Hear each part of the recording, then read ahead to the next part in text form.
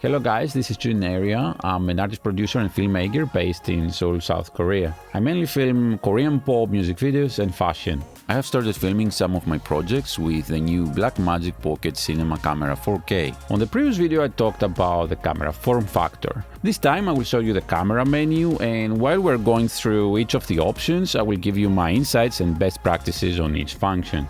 So let's check out a bit the operation system of the camera. This operation system is the same as what is in the Ursa Mini Pro, which is really intuitive and easy to use. As I've been using Blackmagic cinema cameras for a while, it was really easy to me to find the options I was looking for and felt right at home. It's actually a really amazing experience to have this kind of operating system in such a small form and with a touchscreen. I think it's like nothing that's out there right now. First of all, you can get rid of the interface simply by scrolling up or down, and you can bring it back in the same way, which is nice for some occasions that you don't want to be distracted by all this information on your screen. At the bottom of the screen, you can see a live histogram. With this, you can adjust the exposure of the image in order to make sure you're not filming too dark or you're not losing too much detail in the highlights and so on. It feels really natural to look at this histogram and adjust the aperture of the lenses using the wheel at your index finger on the grip of the camera, or the aperture of the lenses if you have some kind of cine lenses. I will also be talking about setting exposure and how the ISO works in this camera in detail in a future episode. Next to the histogram, we can see the record button, which you can just click and it will start recording, and then click again to stop recording. Do mind that although there is no delay when you start recording, there is some kind of delay when you stop recording depending on the media.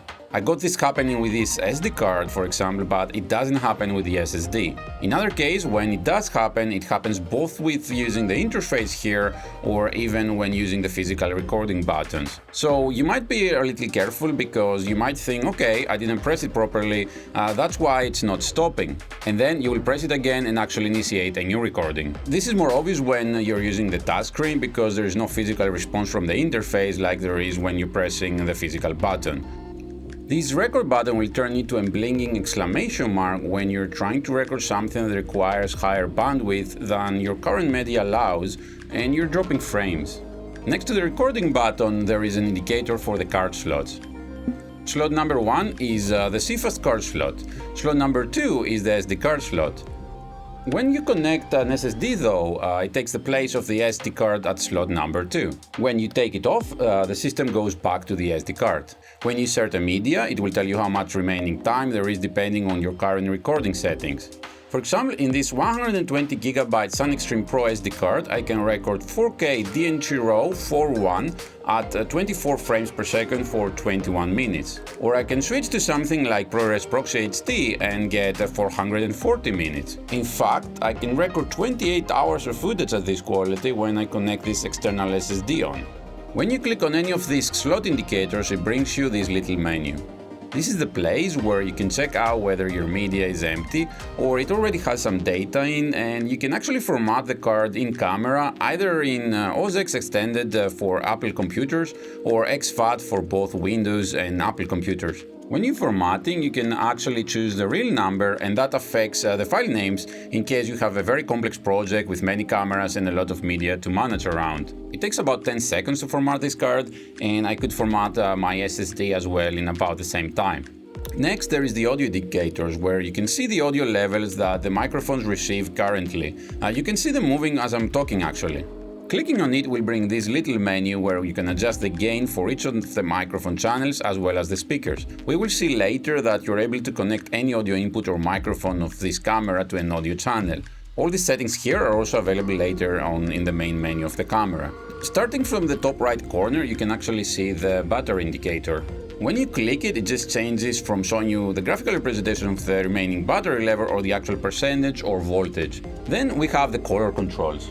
You can adjust both white balance and tint. When you click on this, you have 5 different presets for the usual light sources, where you can adjust by a bit if you like, or you can choose custom white balance and set it to whatever you like. Finally, there is a really nice option where you can set your white balance automatically by clicking the auto white balance button here and then pointing the camera and matching the square to anything pure white around, or a white color balance chart, of course.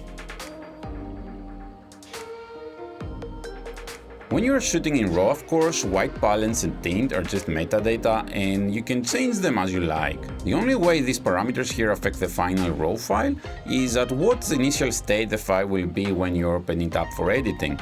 From there, you can set it as you like and it will have the same response as it would have as if you were doing this in camera. On the other hand, for ProRes, the white balance is baked in, so you cannot change it in post-production like you do with a RAW file, but you can of course adjust it in other ways very easily, and except you really have extreme differences in the actual white balance and what you have set, it's not such a big issue. Of course, you might want to deliver those video files to somebody else and you want your files to look neat out of the box. It also affects what you're seeing on the screen when you're shooting, so if you have a big difference in white balance, it might look quite unpleasant to look at while you're shooting.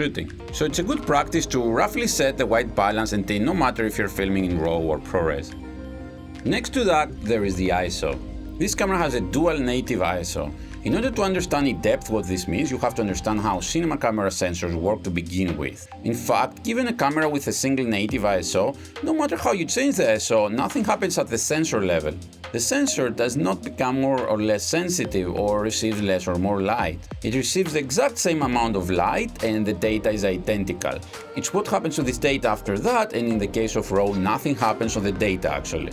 If the sensor does not receive enough light to begin with, raising the ISO will just lift the gain of the image the exact same way you can actually do in post.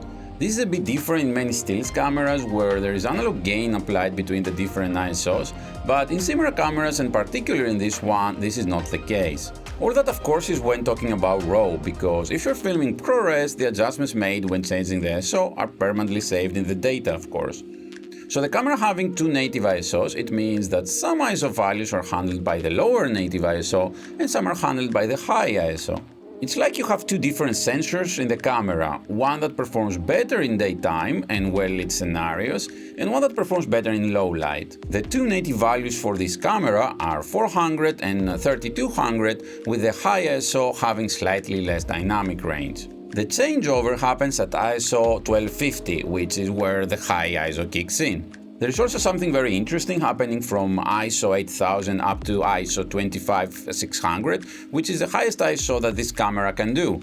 At least in camera, as it appears there is some kind of analog gain applied that cannot be replicated in post. It's almost like you have three native ISOs actually. As I said, we will be talking a lot about this and how exactly it works and best practices for ISO and exposure with this camera in a future episode. Next to the ISO indicator you can see the recording time of the current or the last clip. When you hit the record button, this becomes red. If you click it, you actually get the timecode, which is really useful for synchronizing several cameras together. Next to that, there is the iris indication, which shows the current aperture of your lenses and lets you adjust it by clicking on it, if of course you are using electronic lenses, which I'm not right now. Next to that, there is the shutter control.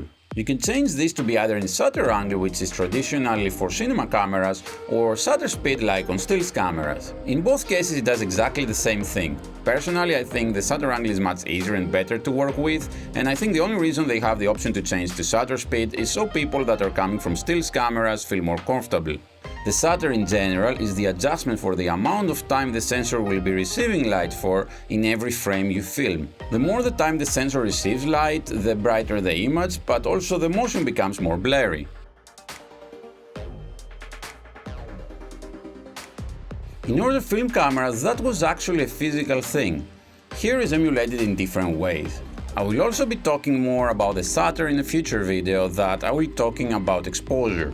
What I want to mention though is this interesting option called auto exposure. What it does is that it uses the camera's metering and automatically sets the shutter to compensate for exposure. Now that sounds like a great idea, right? Changing the shutter has some significant effect on the look of the image with more blurry or staccato looking motion. I don't think it should ever be used on any kind of produced material, but it might come really handy for running gun shooters that film things like weddings or documentaries, with events that just happen once before they're gone forever, and are more interested in getting the shot at the right exposure and are happy to sacrifice a bit the motion feeling of the footage. In addition to shutter only, you can actually choose to use the iris as well. So what would this do is to first try to compensate the exposure by using the shutter, and if that's not enough, then it will change the iris of the lenses as well. Then there is also the option of giving priority to the iris and then to the shutter. The iris also affects the look in a very drastic way as the whole depth of field changes, but again, for some situations or for casual shooters like video loggers, this is a really nice option as they can go in and out of buildings and dark places and come out in the sun again without having to worry about setting exposure all the time. I would like to see the ISO as well being included in these auto exposure options. Then there is the frame rate indicator. By clicking it, you can choose the frame rate. Things get a bit interesting here.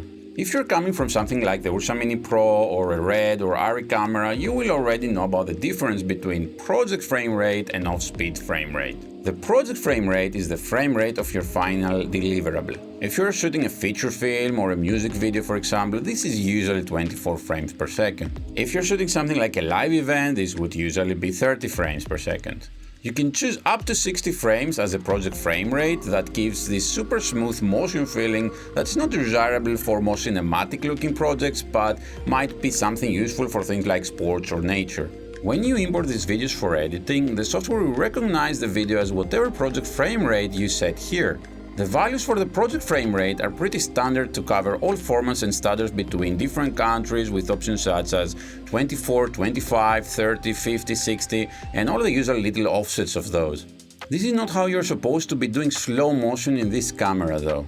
For that, there is the off-speed frame rate option, where when enabled, you can choose how many frames you will be filming per second, regardless of your project frame rate. So what happens, for example, is that you can have your project frame rate set at 30 frames per second.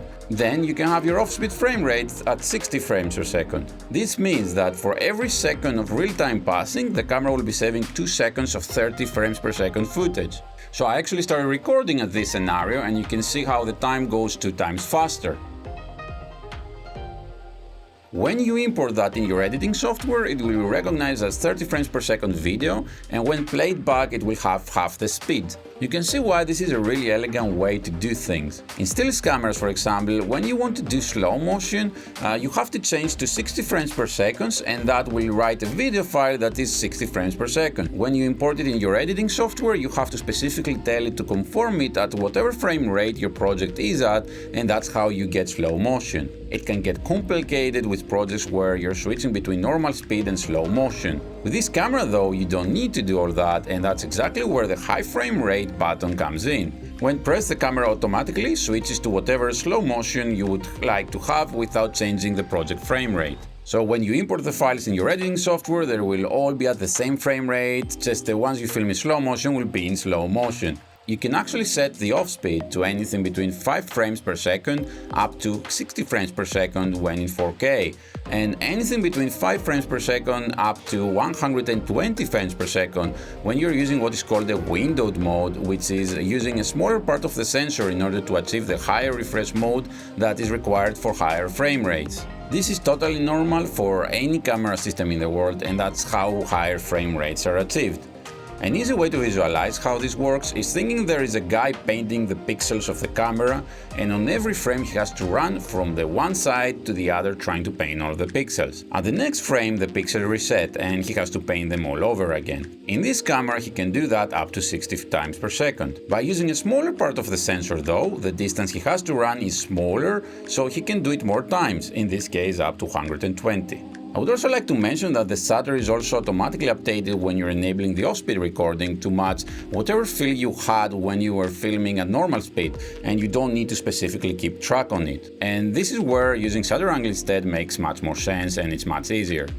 Finally, at the top left corner you can find some additional options. The first is enabling the zebras on and off. What zebras do is to warn you that a certain part of the image is too bright to fit into the current dynamic range, and it will be clipped. You can even set your zebras below 100 so you can get such a warning at different levels and use zebras for making sure a face is not overexposed, for example.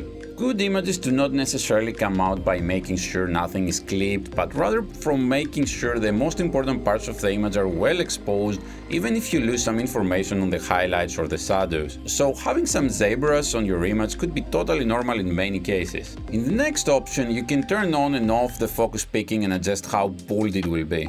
Good focus picking is something you would expect from a cinema camera, and Blackmagic cameras probably have one of the best focus picking in the industry that makes keeping focus really easy and nice without any doubts. It's really easy to set perfect focus using it. There are also situations that you might be carrying this camera on a gimbal, in an external shot, under the very hot sun, and you're so tired and sweating, trying to follow the talent, and having this focus picking right there, seeing what is in focus can give a quick indication that you're out of focus, so maybe you should take a step back or closer.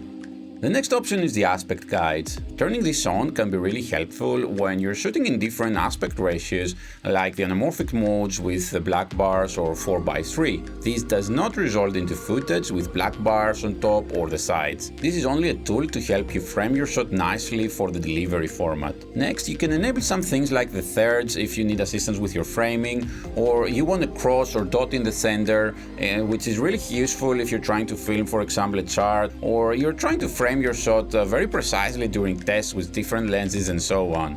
Then you have this safe area guide that it might become useful in many ways, like in the broadcast, making sure nothing is out of the frame, or like you're planning to stabilize this footage later in post, so maybe you want to make sure you have some extra space to crop without losing any on your framing. Finally, you can enable and disable false color, which is something you would not expect from a camera at this price point. False color is used to be able to adjust the exposure not in the overall image, but in very specific areas of the image, with green meaning good mid-exposure, reds meaning very high exposure, and blues meaning underexposure. This is particularly useful when you're trying to do your lighting ratios. You might want a specific exposure on a talent's face, for example, and then your background should be a few times darker. This tool helps you measure and find any inconsistencies. In fact, you can take a screenshot from your favorite movie and apply false color there and see what kind of ratios they did to achieve that look, and then use that false color in this camera, try to create a similar lighting ratio.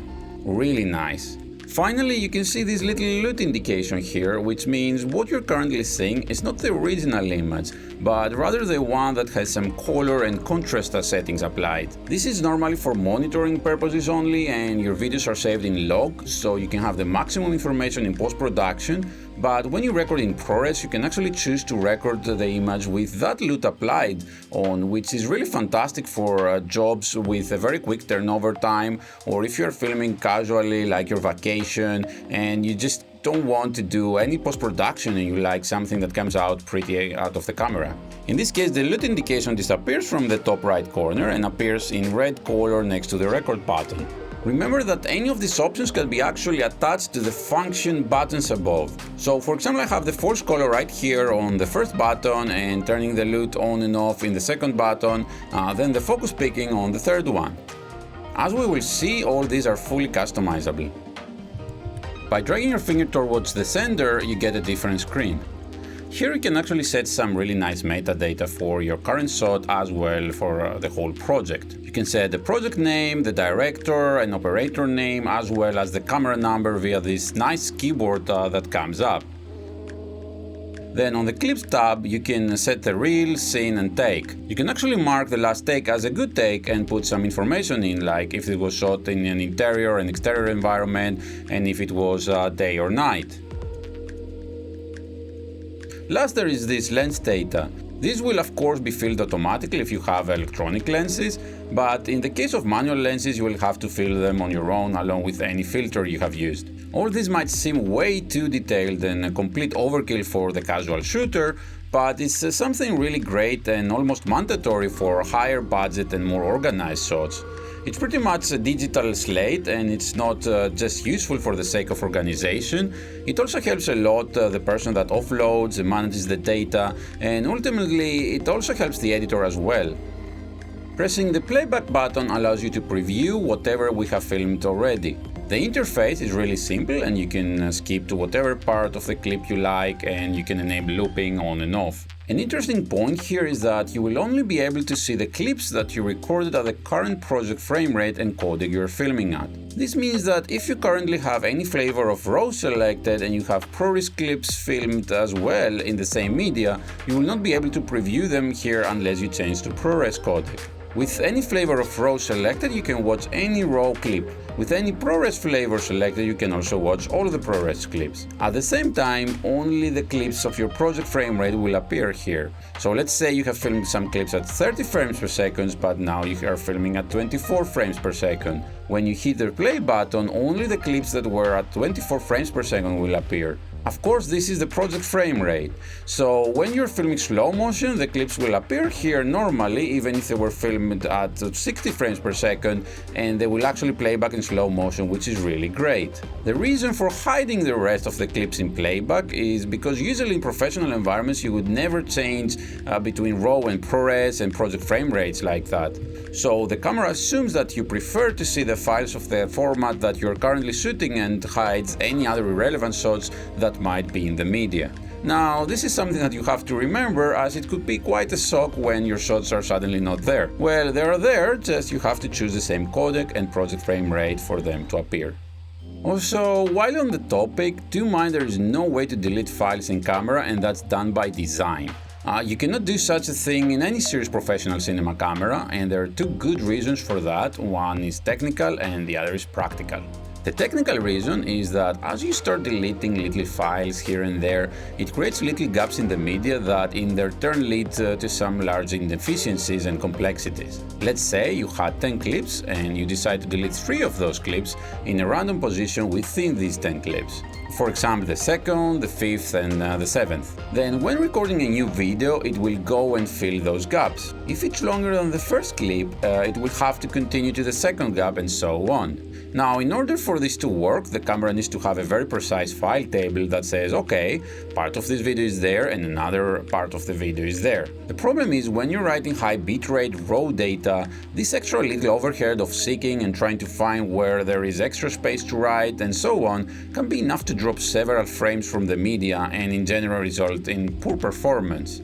There is a more important practical reason though. You might be filming a really nice, perhaps a little expensive scene. At that point you might think, okay, this wasn't that good and we're taking another take anyways, so let's delete this file so we can make some space. Then suddenly the director decides that for some circumstances it's actually impossible to film it again and says, okay, just playback the shot once more. And then you don't have that file that might have costed thousands of dollars. If you add the chance of accidental deletion, it makes pretty obvious why deleting files in a professional cinema camera is just a really terrible idea, and you should just make sure you have a couple of extra media or offloading solution with you if you think you're going to need a lot of space.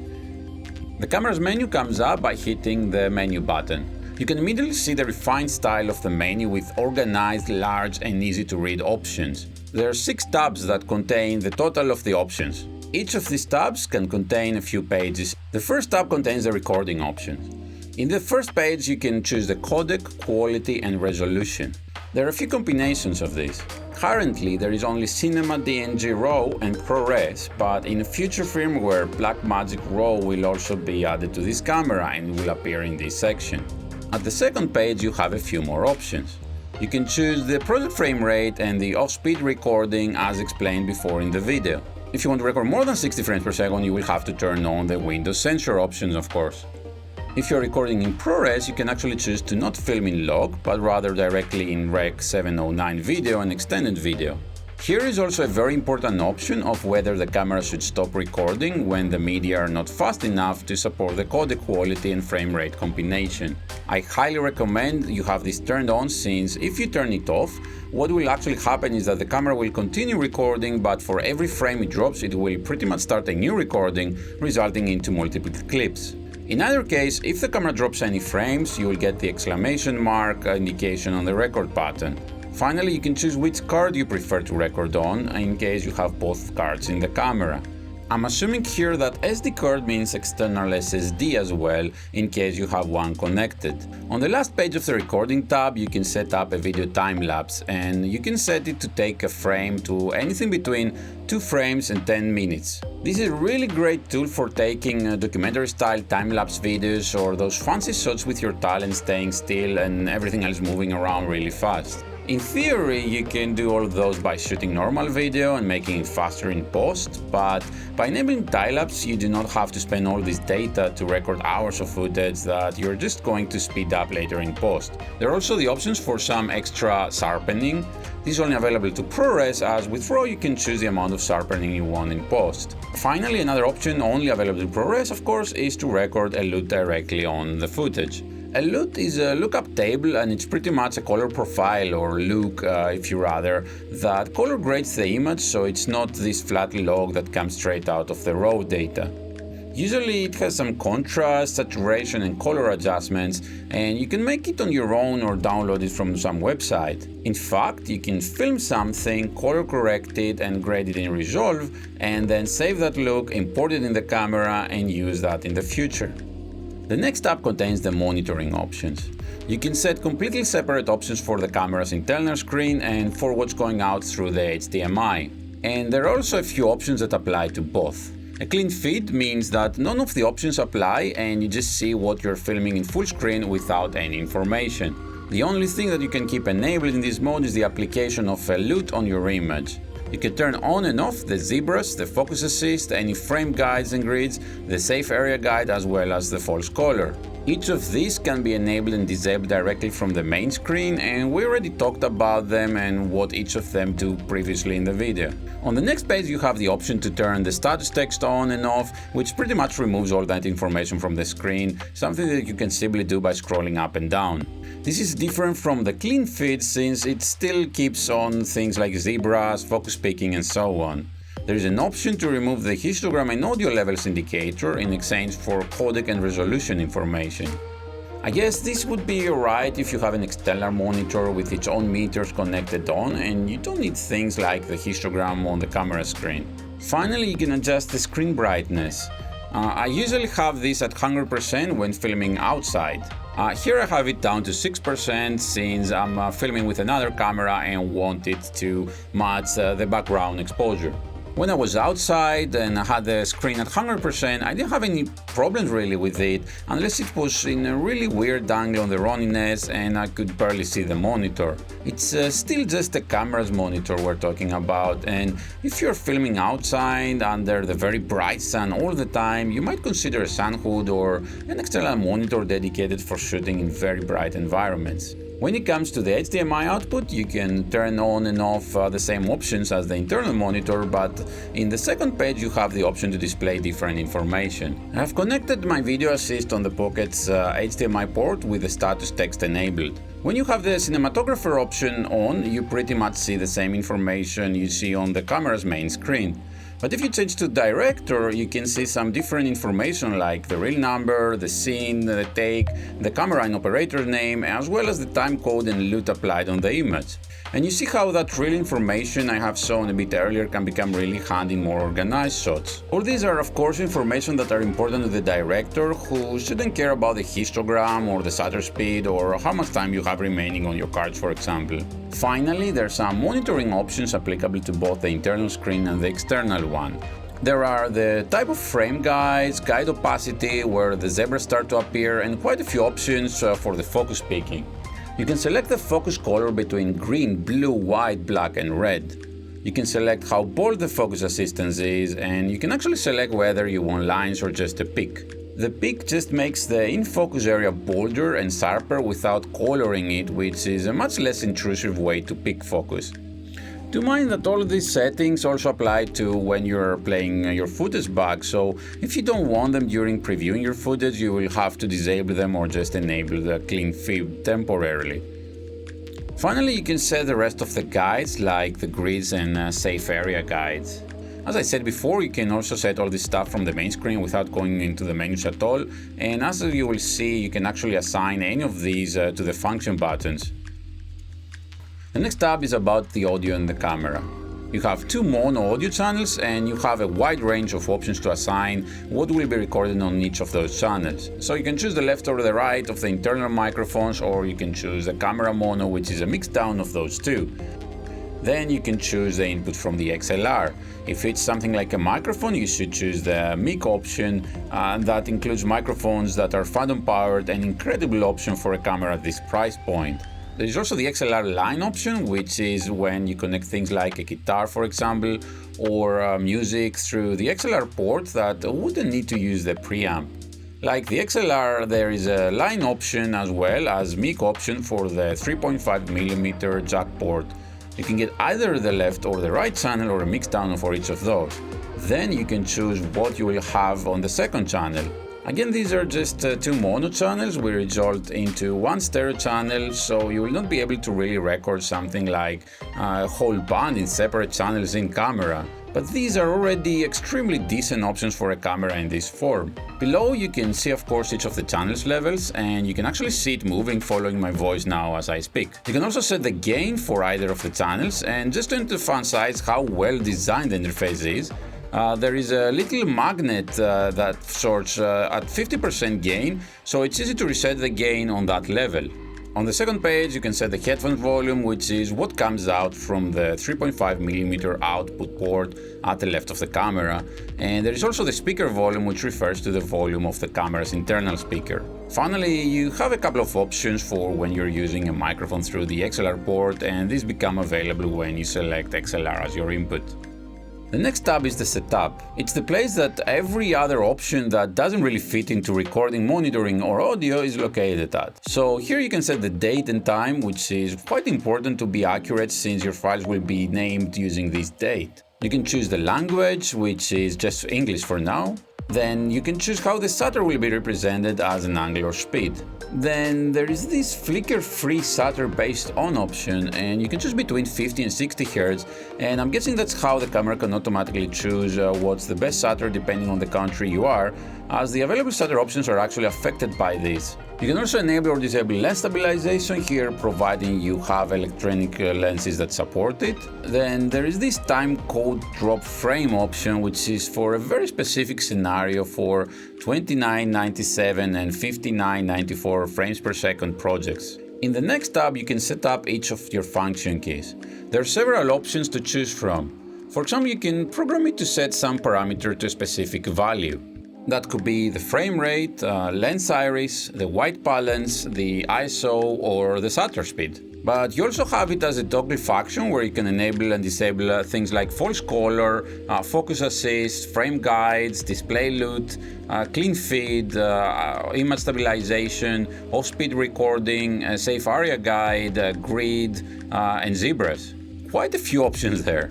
For the options that have to do with monitoring, you can also choose whether this parameter is going to affect the camera's internal screen or the HDMI output. In the next page, we can see the options for enabling and disabling the tally light, and you can set some brightness levels for it. There is a factory reset where it resets all the camera settings in the initial position. There's also this black shading option here for calibrating the sensor. This is something you would do on the Ursa Mini Pro camera. I don't know why it's there, as Pocket 4K is not supposed to have it. Maybe it will have it in the future. You can see here I'm running actually software version 0.0 because this is one of the very early cameras, but it's actually running 4.2 right now. You can see here this playback thing, which chooses when you hit the play button when you're previewing files, whether it's gonna continue play forever or it's just gonna play one clip at a time. When I am in full production environments with a director and everything, I want this set up for a single clip because the director is gonna ask for just playback something and I don't want it to keep going on to the next or the previous clips. When I'm casually shooting though, and I'm in the subway and I just want to preview whatever I shot that day, choosing all clips is really nice. Finally, we have these Bluetooth options. I'm not aware of any applications that I can use to control the camera yet, so we have to wait for that. I'm guessing through this application you will be able to control most functions of the camera and electronic lenses and change the frame rates and even pull focus.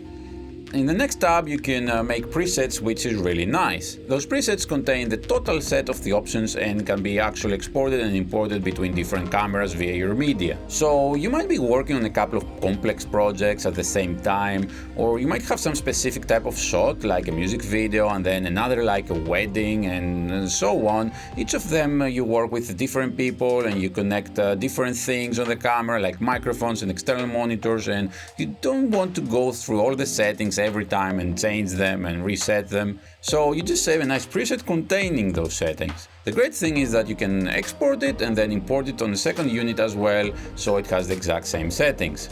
Finally, you can load up to 6 lookup tables that you can apply either just for monitoring or for permanently burning them in ProRes footage. This can also be imported and exported via your media. So thank you guys for watching this video. I tried my best to show you how to operate this camera and hopefully give you some understanding about how to best use it. I'll be doing more videos that I'll be talking more about other matters like the camera formats and media, the ISO, the exposure controls, as well as things like color grading and so on. I also have Aeroniness, I have the Metabone speed booster and many other things I want to talk about and how to use it on this camera. So have a nice day and best luck on your future shots.